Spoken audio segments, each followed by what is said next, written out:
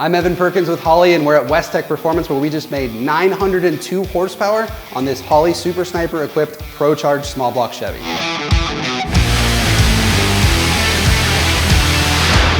The mule for this test is a ProCharger F1A94 equipped Blueprint Engines small block Chevy block that's got a fully forged rotating assembly. It's about 9.5 to 1 compression, aluminum heads, a hydraulic roller camshaft, a Holley strip dominator intake, and it's topped with an 8-injector Super Sniper EFI system. The Super Sniper is really cool because it's got 8 100-pound injectors and a 2.5 bar map sensor, which means it can support 21.5 PSI of boost or 1,250 horsepower.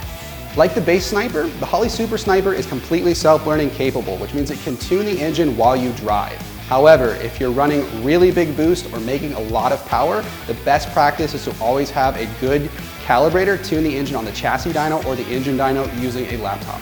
For this test, we used 3 different pulleys: a large pulley, a medium pulley, and a small pulley. The large pulley spun the supercharger a little bit slower, and it gave us some time to make sure that the tune was finessed and that everything was working well. Then we dropped down to a medium pulley, and then finally to a small pulley, which upped the blower speed to the fastest that we were able to achieve today.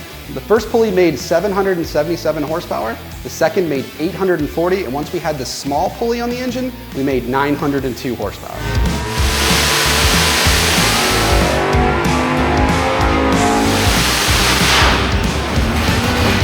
Holley's top-tier EFI system is always going to be a multi-port style system, but what the Super Sniper does really well is it's self-contained, easy to tune, laptop tunable, and it can support really big horsepower by just bolting it onto a 4-barrel flange with a supercharger or a turbo. Learn more about the Super Sniper at holley.com.